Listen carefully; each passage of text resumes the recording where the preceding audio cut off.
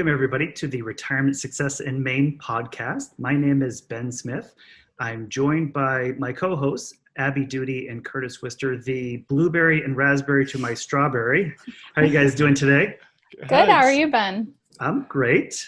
We're kind of tackling a little bit of a different topic today, right? As I know, we've tackled a lot of where in retirement and why in retirement and how, but none of those things really happen unless we can express ourselves, right? Unless we can actually bring something to light. We had a conversation with Bodie Simpson the other day, the grief counselor, and she was talking about, opening up around grief, and until you get it outside of you, it's never real. Mm-hmm. And I thought that was a really great segue to our show here today, because it's not just around grief, it's around everything in our life. And that really life happens one conversation at a time. And if you never really bring those things out, it's hard to live life. So really everything we do want is on the other side of a tough conversation. So, but maybe the problem here, which we see with our clients in financial planning, is sometimes we just don't know how to say something, right? Is maybe we're embarrassed by feeling something. Maybe we don't know how to navigate a tough conversation with a loved one. Maybe we're afraid we're going to say something we're going to regret. Maybe we'll give our power away. Maybe we'll damage a relationship. And again, for retirees, especially, or pre-retirees, that's a big thing of they're trying to kind of connect more, especially as we age. Connection is a big deal. Mm-hmm. So with that premise, so we were looking for someone that could really speak to this idea about communication, right? And how does all get better? Even the three of us get better here. Yeah. So our next guest I want to introduce here is an international award-winning speaker. She's an Amazon bestselling author. And she has 19 years of experience in training consulting with clients such as, these Fortune 500 companies, Home Depot, Starbucks Canada, Comerica Bank, Lockheed Martin, Walmart, and more. So she travels the world. She really does a lot of business coaching with executives, but also with influencers and go-getters around kind of navigating these tough conversations. So she has her master's in science from Johns Hopkins University. But she's also been on lots of different media. So you might see her from Bloomberg, NBC, Fox, ABC, others. And she's in California. We got a good theme with California going. A lot of great experts in that state there. So we are gonna welcome to the show right now, AmyK Hutchens. Appreciate you coming on, AmyK. Well, thank you for inviting me. And normally I say to your sandbox, but now I want to be in the fruit basket. I want to be like there. Well, that theme came up because Abby was just bragging how she just picked 6 quarts of blueberries, which are, as you know, Maine blueberries are the thing, right? And they're in season right now. Mm-hmm. They are the best. Oh, Abby, I'm jealous now. Yes, yeah, it was great picking. I know. My husband loves them. So he was like, get as many as you can. So now we got to lobby Abby for blueberry pie. And I was like, well, it was just strawberry season. We just had a few raspberry tarts going on. I was like, let's get in the blueberry area. Well, AmyK, I appreciate you coming on today. And one of the things when we kind of bring any guest on our show, we always want to introduce to our listeners really this idea about you, right? Is kind of you as a person, you and your expertise and your vantage point. So I'd love to just have you open up just to start, just in terms of where did you grow up? Like, what was that experience like? I grew up right outside of Washington, D.C. in an area called Bethesda. Mm-hmm. And so I was raised in this really metropolitan, diverse, super educated, incredible conversation environment. But I have to tell you, I have to share this because I think this is really important with our listeners. For years, we drove up and we would drive to Bass Harbor and take the ferry over to Swans Island. And we would stay on Swans Island and unbelievable soft ice cream, lobster this, lobster that. So I have to tell you, I'm thrilled to be on your podcast because I have such fond memories of Maine. Well, thanks for sharing that, because I know that's kind of this universal from us too for our listeners is, only a third of our listeners are actually in the state of Maine. And when we hear from people outside of the state, and that's what they say is, I have such fond memories of being there and in nature and kind of seeing the ocean, seeing the mountains, experiencing kind of the outdoors. And what a great story you got there, that connection, because a lot of people have this really fond experience. That's awesome. Well, it's such a beautiful place in the world, as you all know, and it's a beautiful place to retire, as you all know. So it's really great. And it's interesting because the thread that comes through all of that is the conversations that I grew up with in my family. And so my parents were very curious. They were intellectually curious. They were very progressive in their thinking. And so that was always, it wasn't a debate environment so much as it was just, we were talking about things. And so that led me into a world of teaching. And then from teaching, I became a teacher trainer. Then I became a corporate trainer. Then I started my own training and consulting company. And at the end of the day, it all seemed to come down to communication. But that's just, at the end of the day, I am still a teacher. Like, it is just in my core, heart of hearts, DNA. I love it because, again, like, kind of seeing people transform through education is a really impactful and powerful thing too. Is one thing just to get, kind of practice it and do it, but also see the change. And again, from our perspective, that's what we like too, is that we're able to kind of say, this is why things are happening. And yes. Why is, I think, the most important question that we feel we ask is getting to the heart of what's being done, but why is it being done? And then challenging assumptions to kind of get there. So I like that as a thread with you, is, again, kind of the communication end. So in regards to, again, your kind of expertise around master kind of communicator is your role here. What do you love about it? Like, what was kind of, obviously you kind of have a family thing and you can always go kind of as your family is, but like, what made you fall in love with that as a thread for something that I want to do this full time, and that's my purpose, and that's where I want to be? I think that I'm from a generation where sticks and stones can break your bones, but words will never hurt you. Except that they did, Ben. They hurt. And so I was like, wait a minute, that's not true. And then I was told a myth and this is going back almost 2 decades ago, but somebody's like, never go to bed angry, like marital advice, never go to bed angry.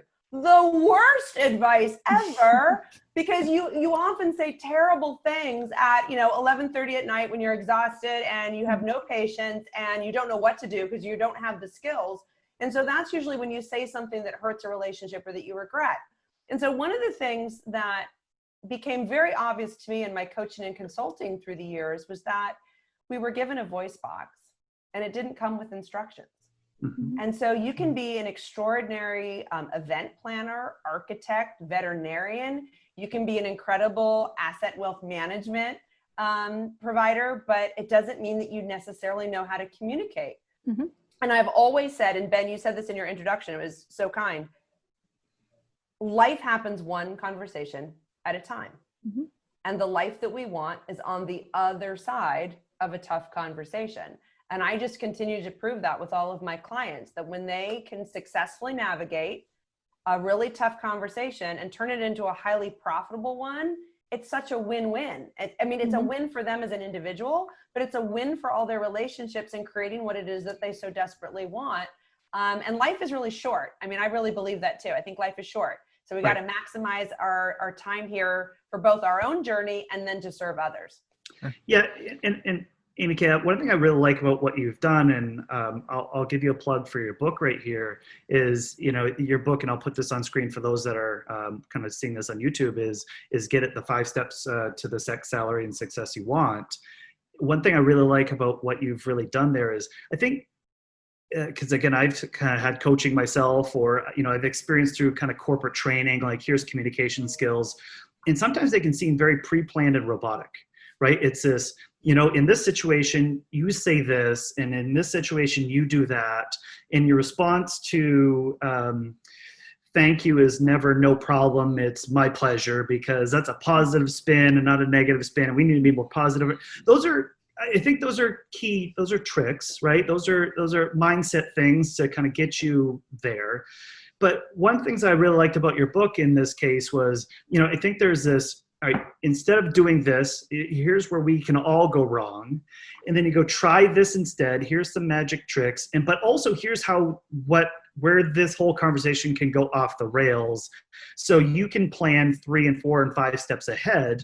So it's not, I did step 1, but they didn't respond the way I thought they were going to respond.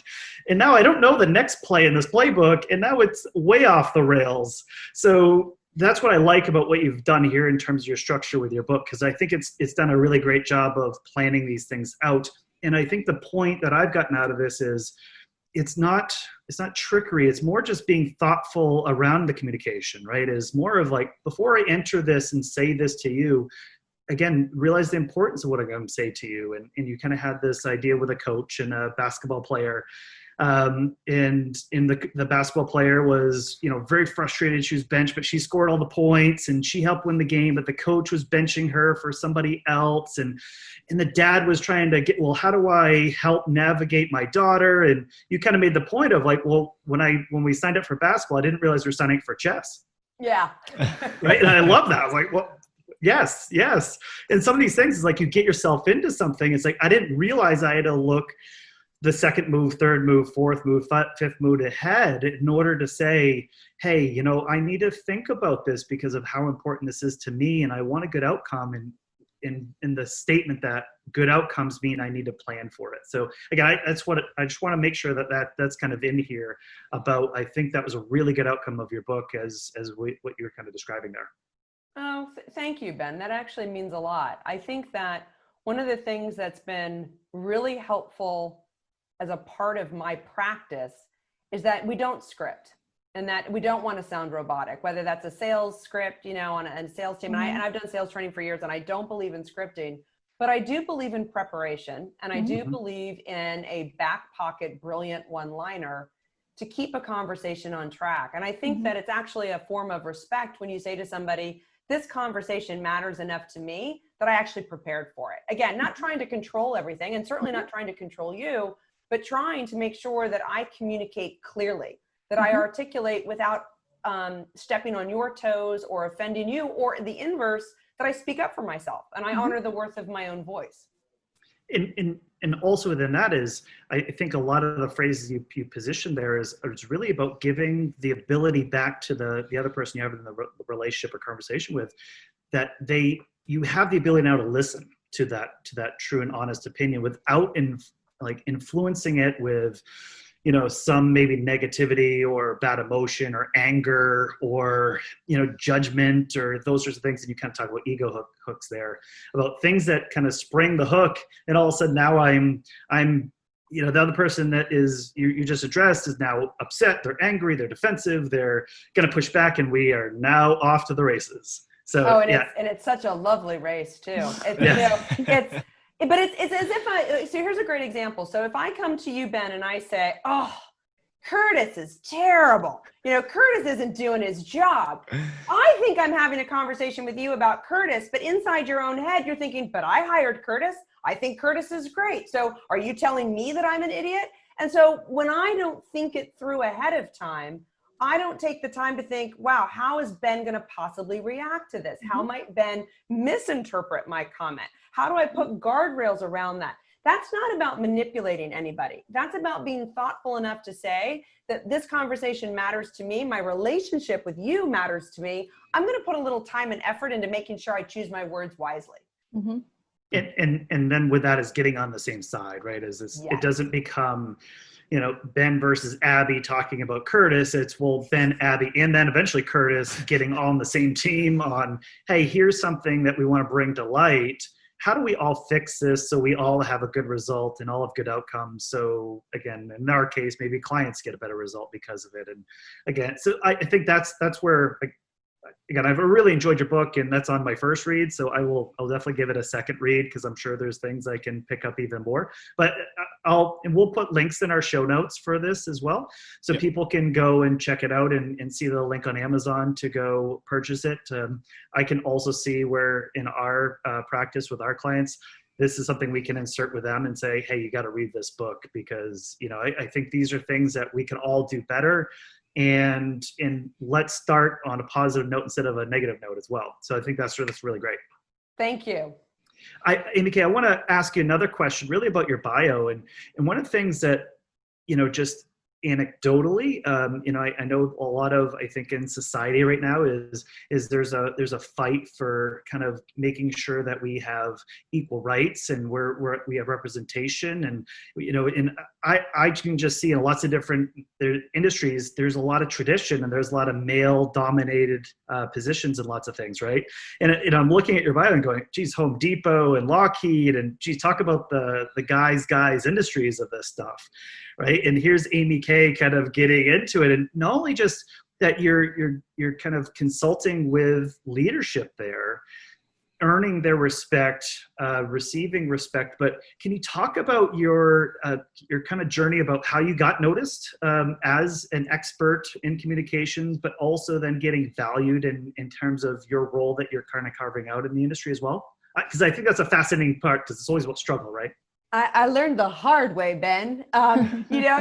We've all said things that don't come out quite right or that we regret. But one of the things that I found very quickly was that some of the trite things that we've heard, like mirroring back to somebody, is very effective. And I found that when I really focused, listened in, and became a witness to that person. So it was not becoming a power play. It was becoming a connection play.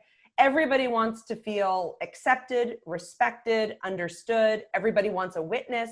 And so if you said to me, I was really frustrated by this project, then I say, hey, Ben, it sounds like you were frustrated because of, am I right? Did I get that right? And they'd be like, oh my God, you got it right. You just nailed it. And so what very quickly people found was that I listened, and I also spoke with brevity. And it was something that I noticed very quickly, and I can get away with this because I'm a woman. I noticed that the more succinct I was, the more the men in the room listened to me. Because when I spoke, I didn't go birds, flowers, trees, plants. I was really like, hey, here's my message. Let me get to what I'm talking about, and put it on a bumper sticker. And I even got complimented on that one time by my CEO boss, who just said one day, he's like, I just like that you speak very little. And I was like, I don't know whether that's a good thing or a bad thing, but I'm going to let that one go.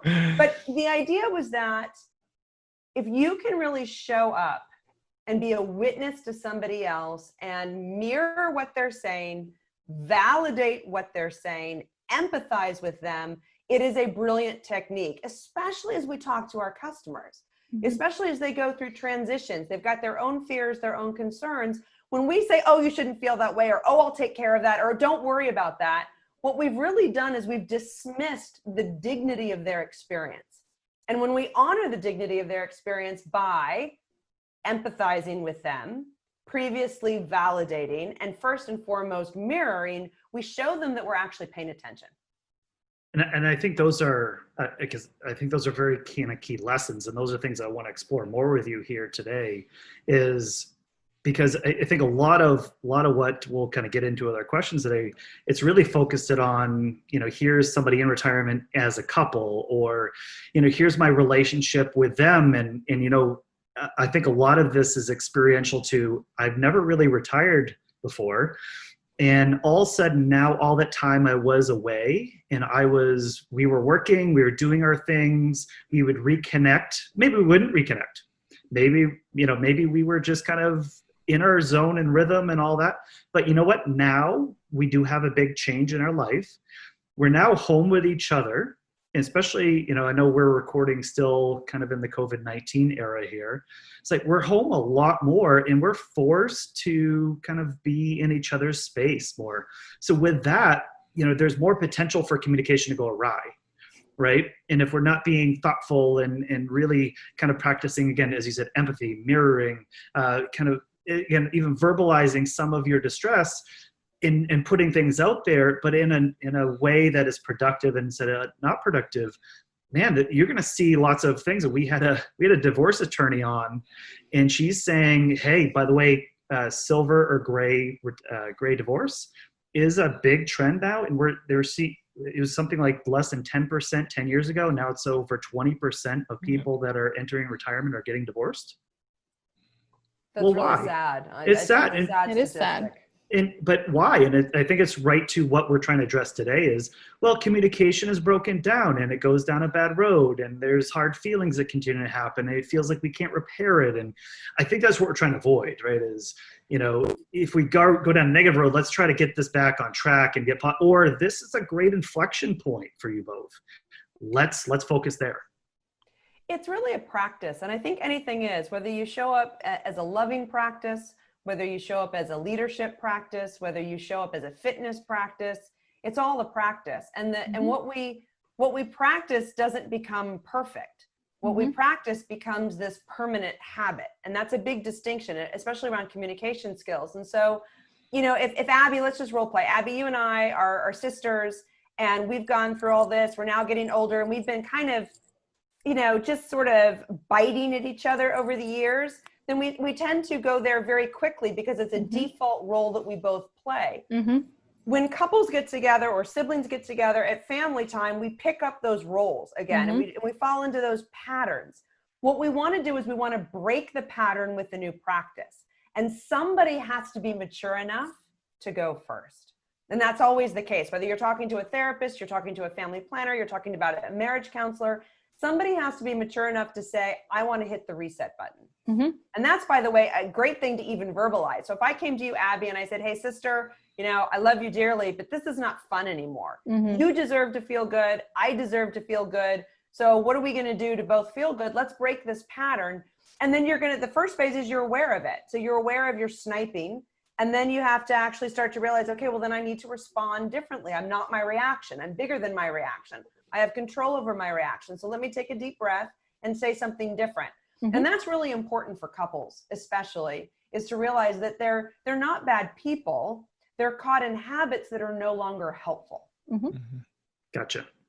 I want to maybe kind of shift a little bit on you, AmyK, in terms of this. And I kind of had a well-scripted question, and I'm trying to figure out how to kind of get this here. So one of kind of a backstory, my wife and I really love the band Train, right? So, and it's a, pretty like unabashedly like very neutral band and whatever, but that's just kind of one that we like. And one of the songs, and of course they're based in San Francisco, so I wanted to bring them up too in terms of California connection with you. But we've seen them in concert a bunch. We actually in Bangor, we have a really nice waterfront concert just right on the river, and it's a really great experience. You kind of have the open air in the Maine, and you hear these bands come in, so it's really a kind of a lovely place. But always one of their shows is the song "Marry Me," right? And what's really kind of interesting about that song is if you really listen to lyrics, it's all about the idea of here's a coffee shop, this person sitting in it. He witnesses basically love at first sight. This person's walked into the coffee shop, and now he's like gone forward 50 years of here's the life we're going to lead together. I'm going to love you. We're going to have all these really great experiences in life. But the key word of the key phrase of the song is, if I ever get the nerve to say hello in this cafe. Right? Like, okay, life would be great, but I don't even say hello to this person that I visually am in love with right now. So I think that's the point about communication, right? Is there some things are big stakes, some things are maybe just monotonous, but there's always these big things. I'm going to put Curtis on the spotlight here. He just got engaged a few months ago. Congratulations, Curtis. Thank you. And, of course, his now fiance was just waiting for the life to begin, waiting for him to ask, of course, right? Yeah. But that's a big question, right? Is like the lots of pressure and where do I start? And I don't want to offend her by doing it this way versus that way. I mean, the point of me bringing up obviously Curtis's experience, and I don't want to out too much of their kind of private life of how he proposed, but there's so much big stakes with that one question, right? With that one conversation, and we approach it that way. But one of the things we don't do is approach maybe other conversations that way. But every one of them, every conversation we have really dictates who we are and how people view us because of how we conduct ourselves. So I want to ask you, just to kick things off really in terms of our audience, what's the biggest tip that you can offer to help us improve, us as retirees, than how we approach these life conversations? I have several things that I would say. First is that we are all more in common than we have differences. And so to realize that your desires might actually manifest in a different, like, hey, I want to retire with a boat, or I want to retire with a house on the lake, or I want to retire and travel the world. All of those things might be different in their manifestation, but we're all common in saying that there are things that we desire for how we want to retire, or how we want to live, or how we want to be, or how we want to be treated. And those things are more in common than they are different. When it comes to these really tough conversations, one of the things that I think that's always important to remember is that your happiness is your choice. You are not responsible for waiting for people to make you happy, nor are you responsible for making other people happy. And this is a really hard thing for couples to grasp because it's a little existential. But one of the things that I think that's really important is that when you get married, and Curtis, again, congratulations, you cannot want happiness for your wife more than she wants it for herself.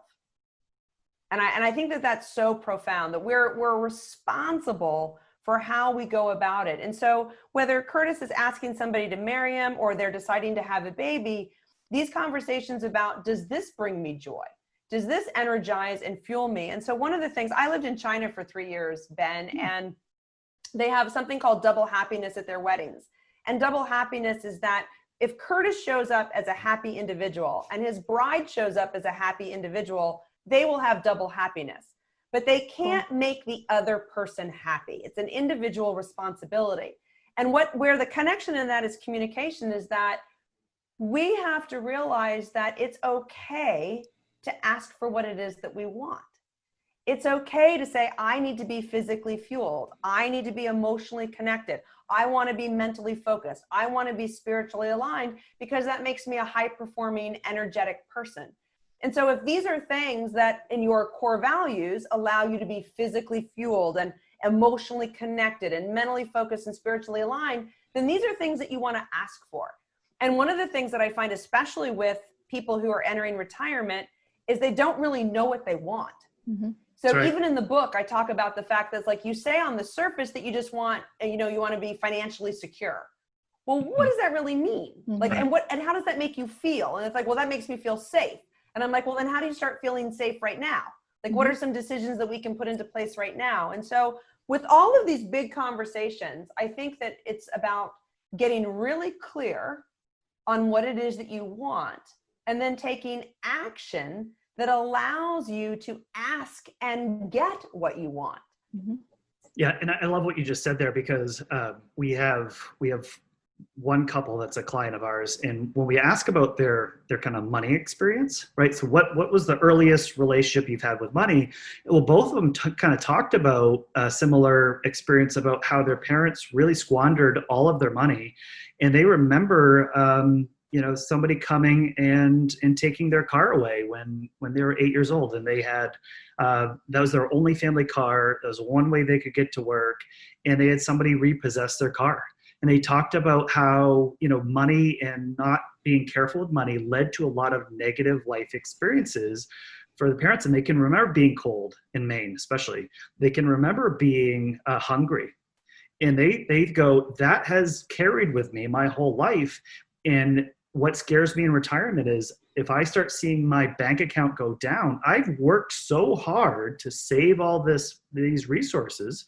It doesn't matter if it's $2 in your bank or $1 million or whatever it is.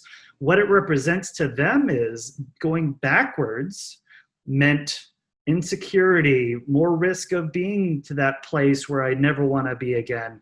And so again, asking the question, getting them to verbalize, getting them to project that out was a really big deal. So again, it's more of the what, it's that, well, why are we feeling this way? Why are we communicating it? And until they put it out in the air, well, we never knew that. And now we're going to fight as a relationship of, I'm trying to get you to spend your money to live a better life in retirement. And you're fighting me saying, no, I can never spend this, because if I ever spend it, then here's where I go. And that would be a kind of a not productive relationship. So again, communication skills, like, it's huge. I think in financial planning, and this is gonna sound like a very weird connect, but stay with me for a second. Sure. With a financial planning conversation or in a marriage, one of the best conversations that you can have is, what is your relationship with money? Mm-hmm. And I don't mean as in, oh, I have plenty or I don't. I mean, actually, what is your relationship with money? So when I'm coaching CEOs and I'm just starting in my relationship with them as a coach or consultant, I will literally say to the CEO, if money is a person, describe the person, either as a type of person or a celebrity, and then give me 2 sentences to describe that person. If it's a place, a geographic place or a type of place, give me a place where money hangs out or how you see money. So, and then we do it with an inanimate object. So person, place, or thing. And then what you get very quickly is what's actually their relationship with money. So I'll give you a real example. I'm talking to a CEO one day and I said, well, if money were a person, what would it be? He's like, it's a magician.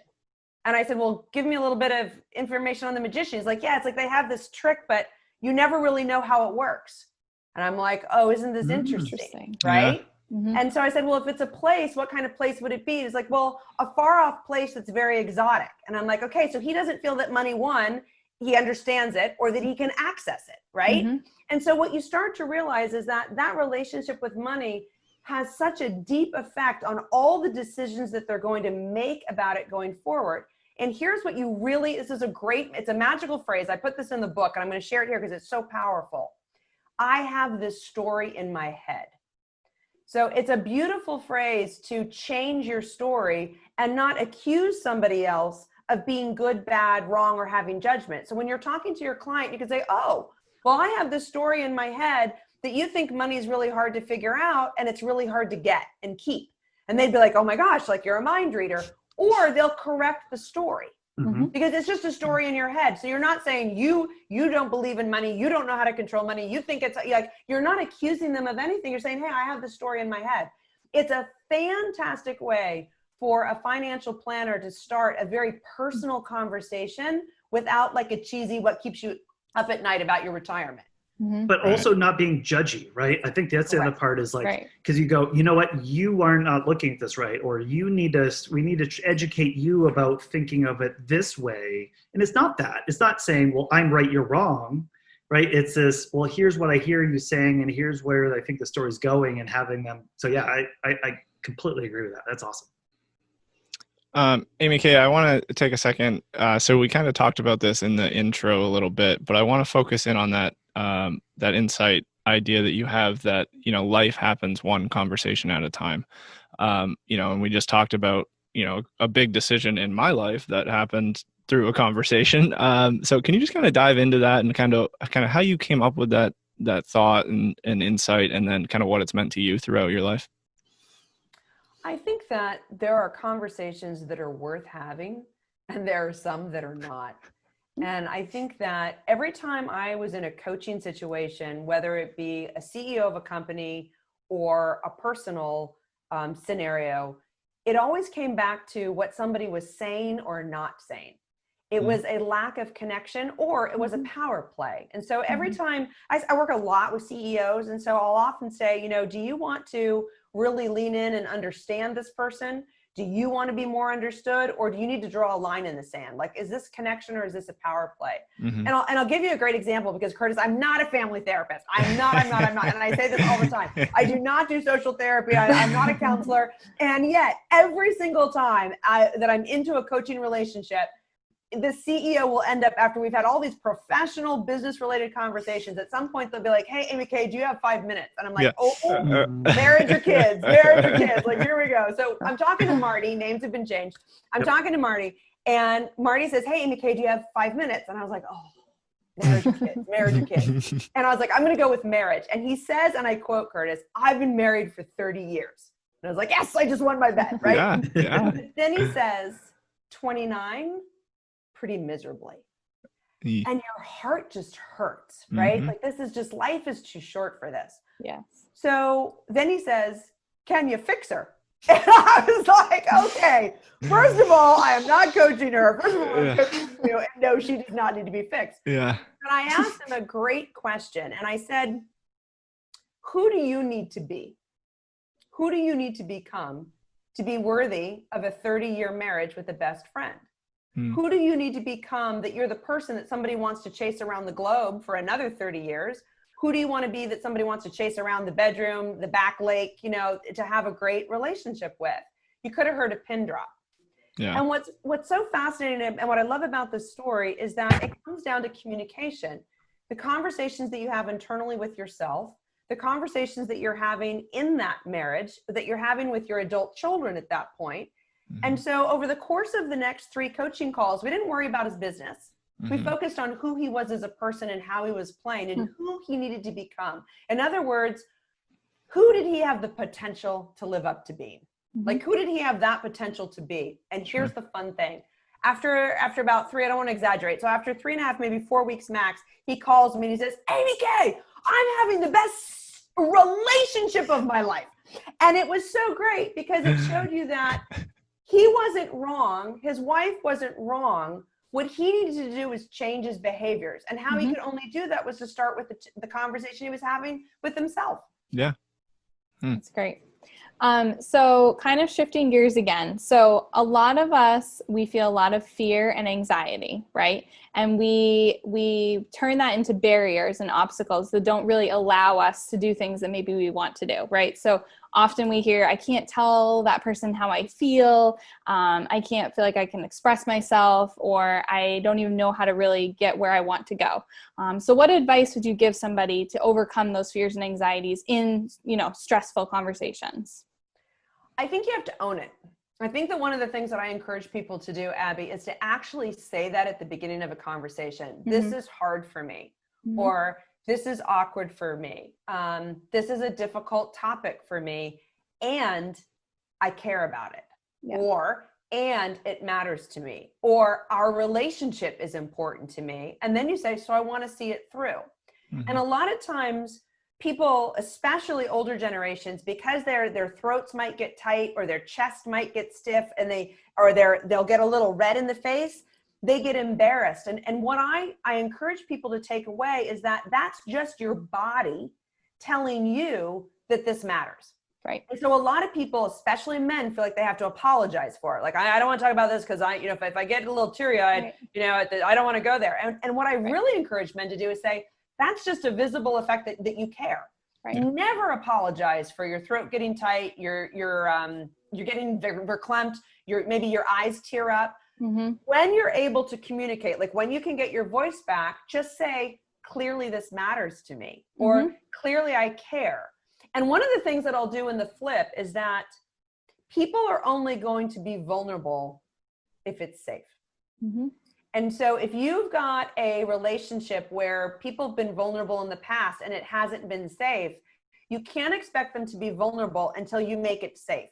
And so you do that in small ways by affirming the person, by being a safe space on the innocuous stuff, so that we can start to reset and start talking about the more important stuff. But nobody's going to share like their deep, dark, I've always wanted to do this, but I think it would be silly or judged if you've been judging them for the last 20 years. Right. And so the very first thing that I tell people who maybe come from that background is that start with the innocuous stuff and make it safe for somebody to share. So literally, let's just model it on something really silly, because I think this is important. So Abby, what's one of your favorite things to have for dinner? Homemade pasta. Oh my God, that homemade pasta, that's going to make you so fat. Oh my God, I can't believe you even said that. See, I didn't make it safe for you. Right. So the next time I ask you a question, like, what's your favorite game to play? You're gonna be like, I know your game, AmyK, and I don't want to play, right? Right. But if I lean in and I say, oh my God, pasta, that sounds amazing. Like, are you a pesto girl or are you a red sauce girl? Oh, actually, yes. Yeah. I'm a pesto girl. See, now I'm like, oh my God. So I just bought fresh basil yesterday because I'm making pesto today. True story. And so now I've made it safe. You're not going to be judged. And that sounds so trite, except that it's not. It's not. This is how safety is built, by mirroring back to you that you are accepted, respected, and understood. And now I'm going to validate you by saying, wow, it sounds like you might even be a really good cook, Abby. Is that true? Yeah. Okay.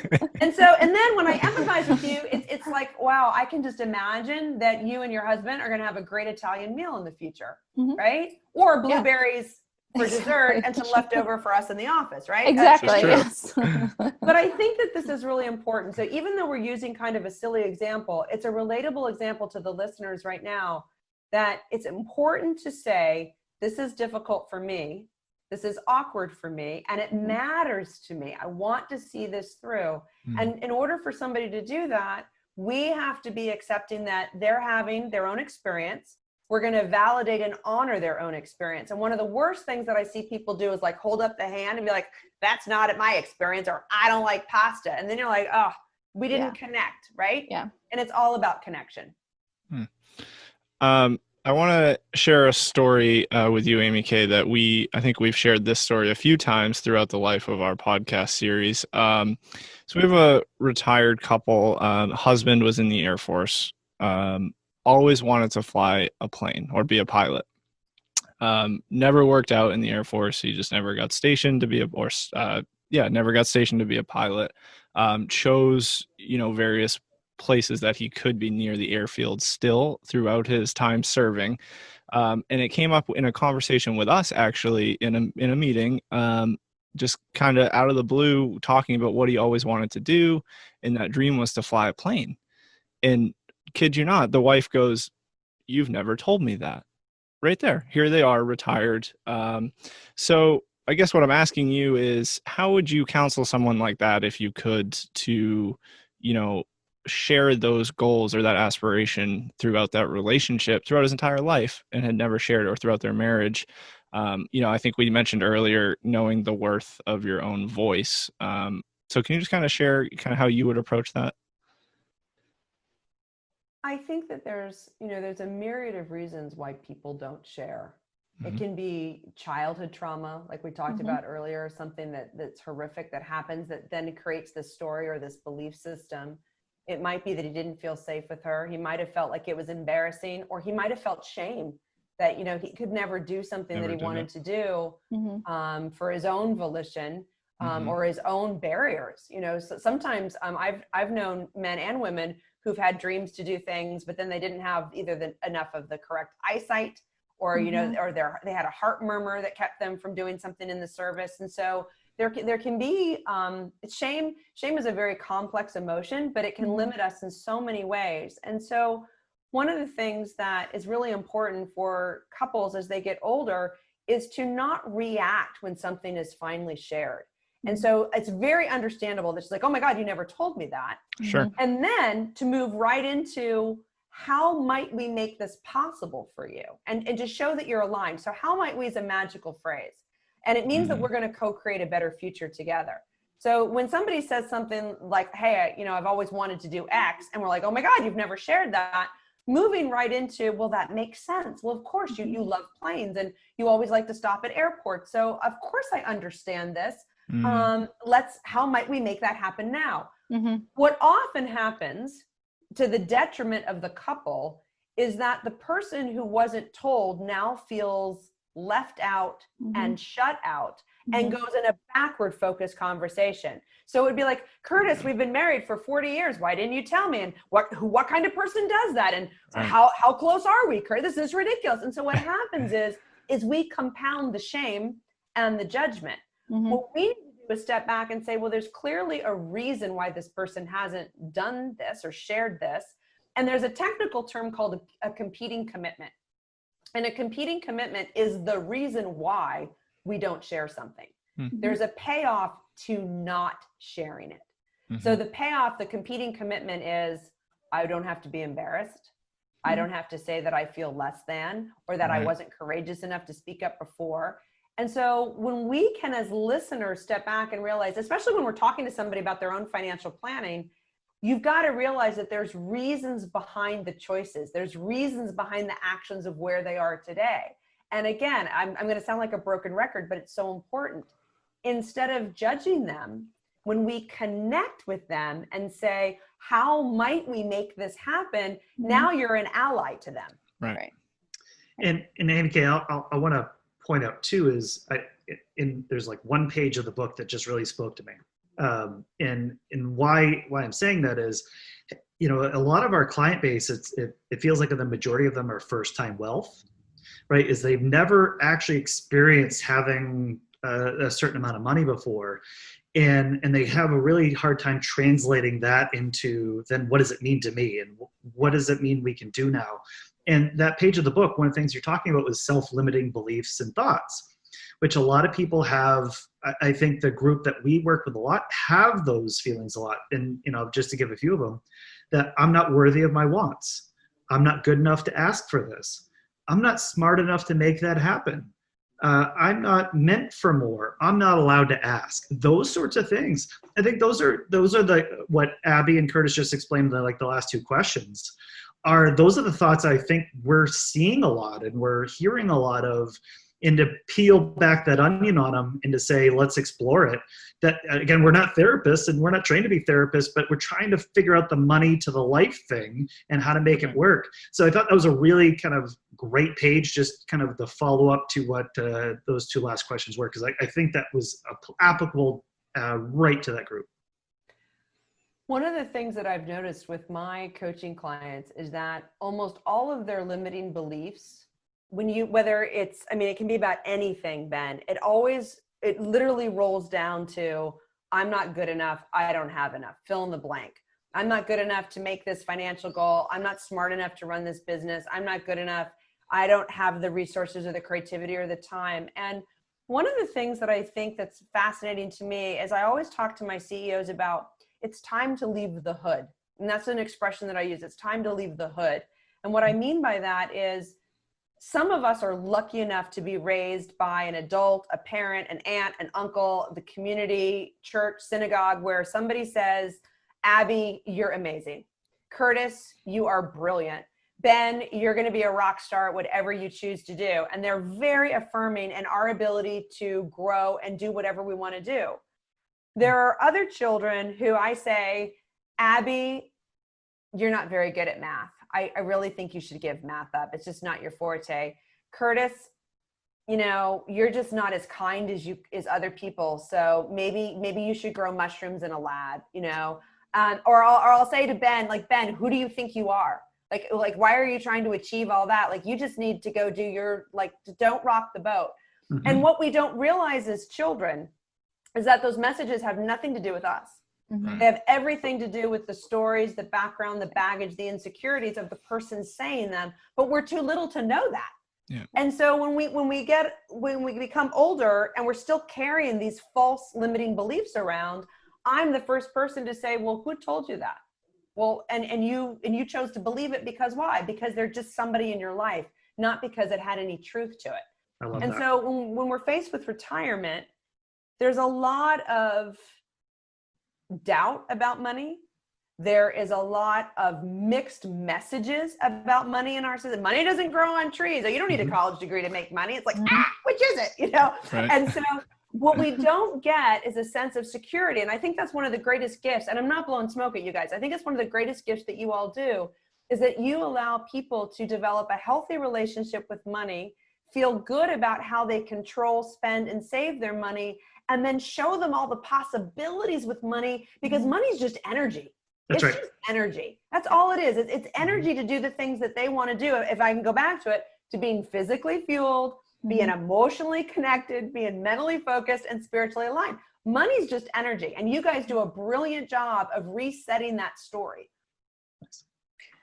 So getting back to the kid thing. Yeah. So we have a lot of clients who may struggle with their relationship with one of their kids, right? Especially if they're grown and have a spouse. I know. Can you believe it? It's so strange.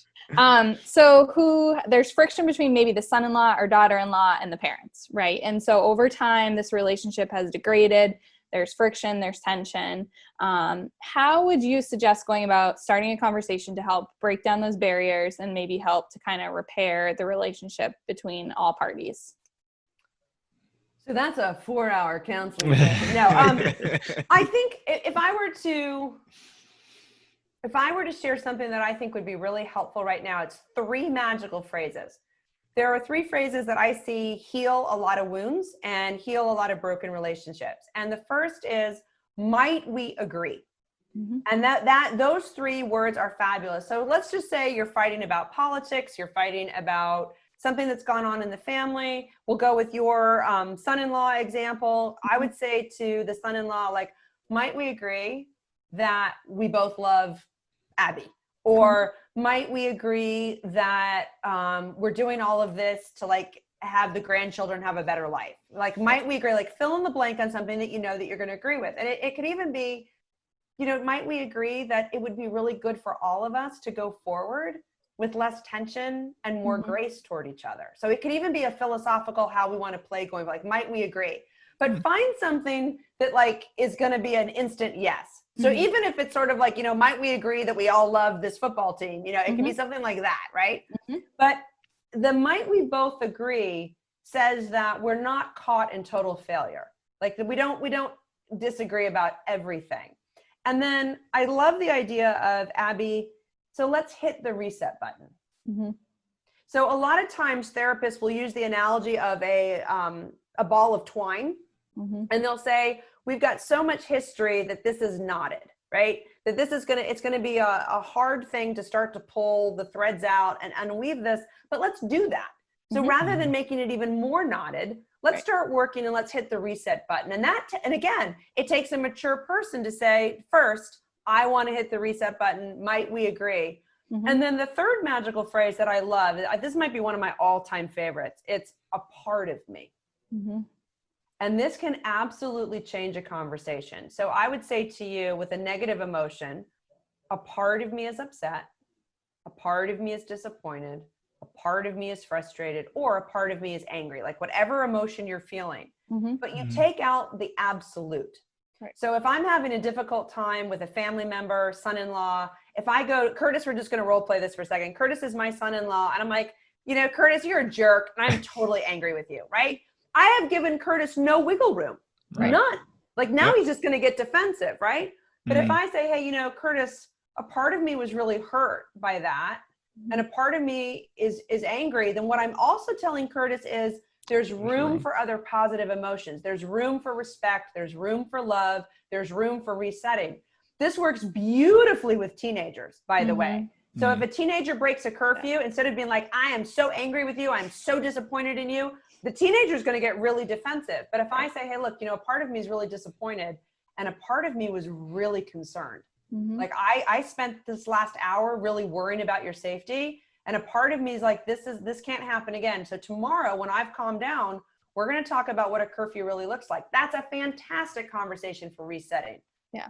And AmyK, I'll just point out one thing you just did there, which I really like is it's not only just kind of what you said, and I know we kind of do an audio and also a video version of this, but for those that are watching the video, is that, so again, is kind of how you say it too, and it's like, are you lean back when you said, a part of me is that you got more relaxed, and versus, so which means like, again, you're able to receive and you're able to have the conversation versus being aggressive and leaning forward and really getting aggressive with your body language. You were leaning back a lot more in kind of, again, showing that you're open to conversation. That wasn't an attack. So I really like that you did that too as a nonverbal, which I know not everyone can kind of see as part of the audio version of this podcast, but I want to point out that as well. It's also what you're showing. Ben, one of the things that I noticed really quickly, so I started off as an elementary school teacher. That was what I did before I went corporate, before I started down my entrepreneurial path of training and education. But as an elementary school teacher, one of the things that I noticed very quickly was that children listen when you talk very quietly. So if you're the teacher that yells all the time, they're going to tune you out. Now, that doesn't mean that you can't raise your voice when you need to get somebody's attention across the room, but we want to be heard. We want to be respected. And so it's interesting that in order to lean in, I lean back.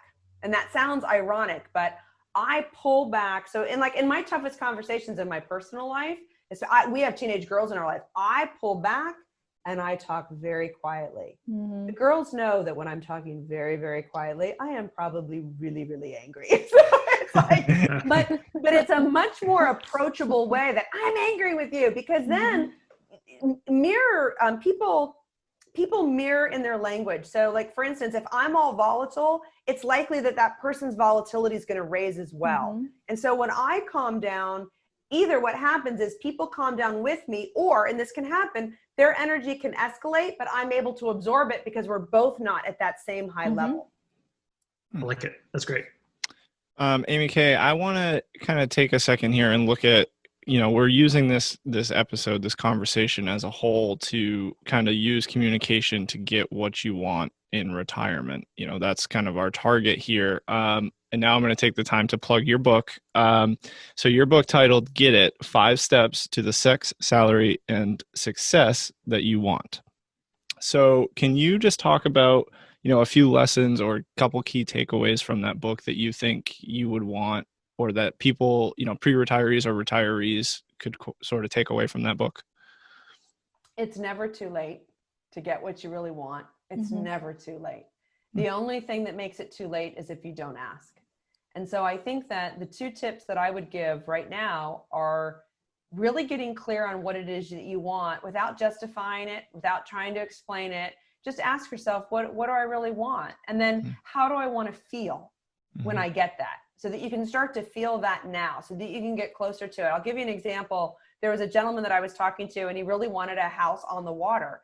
And I said, well, how do you feel when you have that house on the water? It's like, I feel free. And he says, and I feel connected to water. That's really important to me. I said, well, then let's get you free and connected now. And so it's really interesting. The first thing that he did is he bought a painting of an ocean scene, and he brought it into his office. And he's like, I'm one step closer to getting to the beach house. And I really believe in that. Like, I really believe in bringing those things one step closer. And so now he's got his house on the water. And what's interesting is, and this is the conversation that I had with him, if you don't feel free now, what makes you think you're going to feel it in the beach house? Because it's a choice. The beach house doesn't actually make you feel free. It's the story in your head that I feel free. And so just by getting a painting, it's like, oh yeah, I'm one step closer. I feel more free right now. It's like, that's how it works. You've got to choose it here and now and take action on it. The second thing that I would say from the book is Ben started the whole conversation by introducing me as, yes, life happens one conversation at a time. I would add to that, the quality of your life is a direct reflection of the quality of your conversations. And the longer that you put off the tough conversation, the longer that you avoid it, the longer you avoid getting what it is that you want, which is the life that you so very much desire. And so to set yourself up for success, think about, how do I go into the next tough conversation with a how might we question? How do I think about making it the law of reciprocity so that Curtis and Abby and Ben get what they want and I get what I want? How do I think about the questions that I'm going to ask? Because adults hate to be told. We love to be asked. And then how do I make an offer or a request coming out of that conversation? So to keep the action going. So if we go full circle on the couple where he had never shared that he wanted to be a pilot, she has an obligation, if she really and truly loves her husband, to keep that conversation going and keep asking, well, then how might we make this happen? And let's have some turtle steps. And how can I support you? And what can I do for you? Or I have a request of you. Let's get into this. Let's put some money aside. Let's make this happen. And if he says, no, I really don't want to, it's an old dream, then she needs to say, is it an old dream? Or it is a dream that you still have that you just feel like people are going to judge you for. Because if it's really an old dream, then we'll get a new dream. How might we create one that you can get excited about? But if it's still a dream, then how might we make it come true? Love it. That's great. So I'll lead into this kind of wrap up question for you, AmyK. It's very evident to me, and I think speaking for Abby and Ben and all of our listeners, just how much you help people and the work you do and how impactful it is. But I want to switch it around now and focus on you and not you helping people. So Retirement Success in Maine is the name of the show. I want you to think about kind of what you want or what you envision your retirement going to be like, and how do you think a successful retirement can be for you? For me, I would define success as the ability to have pleasure and purpose simultaneously. That what I'm doing brings me joy and it's significant. I just very much believe that we're here to serve. And when you find the gift that you've been given or the talent that you cultivate, that's how you give back. And, you know, I don't make tequila, but I'm glad there's somebody that does. But we all have our own gifts. And, you know, and my gift is this. And so I think in retirement, whatever retirement looks like, it's going to be the same definition of success, that there's pleasure and purpose. I want to sit right at the intersection of both, that I'm really enjoying my day to day and I feel like I am significant in those days. Love it. Well, AmyK, we really can't thank you enough for coming on today because, again, I know we could probably go for another 3 more hours with you, and our listeners probably would be engaged for the whole next round of it. But this is so great because, again, from a communication perspective, it's a fundamental foundational tool, but it is the barrier. It is the roadblock with to kind of getting to those things that we've been trying to describe for another 24 episodes backwards. So this is a fundamental foundational thing for us, and we can't thank you enough for coming on the show with Thank us. you for inviting me. It's been a true pleasure. Thank you. All right, take care. See you next time. So, of course, the theme of today's show, mastering communication, right? And, I think at the surface, you can start rolling your eyes like, oh, okay, we're gonna teach me how to discuss things. Like, really? How old are we? And, Right. So, I think, look, and some of this is just being honest in terms of perspective. And I think once you go through it, you go, man, all of us have something to improve here, right? I think we can all take something away. You don't have to be a retiree, or pre-retiree, or a financial advisor, or whoever. We can all be better in communicating, our wants, our goals, our desires, or, you hurt me, and to be safe enough. And how do I say it in a way that doesn't cause you to go in the defense? So I think AmyK did a really great job in our show today about really addressing all that, right? And really trying to pick apart, as she said, that ball of yarn and the knots that are in there. And, we all have probably bad experiences on things we shouldn't have said and how it's really burned us. So that was really great. I want to, of course, we always wrap up our shows with lessons that we've learned, right? And one of the things I want to do is kind of take that yellow highlighter out and just kind of highlight some of the things that we learned from AmyK Hutchens today. So maybe, Abby, could you kind of start us off with something you took away from our conversation in the show today? Yeah, definitely. So I found it very interesting when we were talking about being anxious about having a tough conversation. And she said, when your body is reacting, like your face is getting red, or you're getting choked up, or your throat is getting tight, that's just your body telling you how important the conversation is. And the other person in the conversation, it's helpful if they recognize it, right? So not to be embarrassed about any of those things. It's just you recognizing that it's important. I think that's a great way of looking at it in our own heads, because oftentimes if that's happening to us, we start feeling embarrassed, and then the conversation quality goes down quickly. So, retraining your thought process to being like, this is just a body reaction, it's normal, is a great way of looking at it. So I really appreciated that. Which, of course, I would even say personally and maybe privately for us in terms of this show, right? Is it it's a tough thing to go just start, being out there and recording yourself. And so I think we all had to go through that, right? Even within our profession, but then even to something now you're putting out there for to be judged. So you're right, exactly right. It's because you care, right? Okay. And it doesn't matter if you're saying that to, the person you love the most, or you're buying a sandwich at Subway, right? It's that sort of thing. Right. So, Curtis, in regard to what you kind of took away today, I know I outed you a few times on conversational importance, but it's all good. Can you highlight a little bit of a lesson you took away? Yeah, I really loved when AmyK was talking about her magic words or magic phrases, and I believe they're in her book as well, kind of highlights through them. But one that really stuck out to me was the phrase "part of me," like leading the conversation with, or the negative feedback you're going to have or give to somebody, and leading with "part of me." And I think the story the example, she pretended I was her son-in-law, and she opened with, I'm so disappointed, I'm so hurt, that was terrible. And then using her example of "part of me," and she said, part of me was hurt by what you did. And what it really does is it acknowledges for the person receiving that comment that there is still space, to earn back respect, or to, that you didn't destroy everything. Maybe just a part of it was bad. So I thought that was really interesting. And I'm glad she shared that with us. Yeah. And I like that too, because again, sometimes you deal in absolutes, and again, the message can be harder, in terms of, you kind of put it out there in a very hard way, and you maybe didn't mean it that way. And again, the idea of sometimes we say things that we don't mean, right, or we don't mean it to be as harsh as what it came out as. Or again, the other side is, I loved your blueberry pie, Abby. And now all of a sudden I get an apple blueberry pie every day, right? Because I love it, right? Yeah.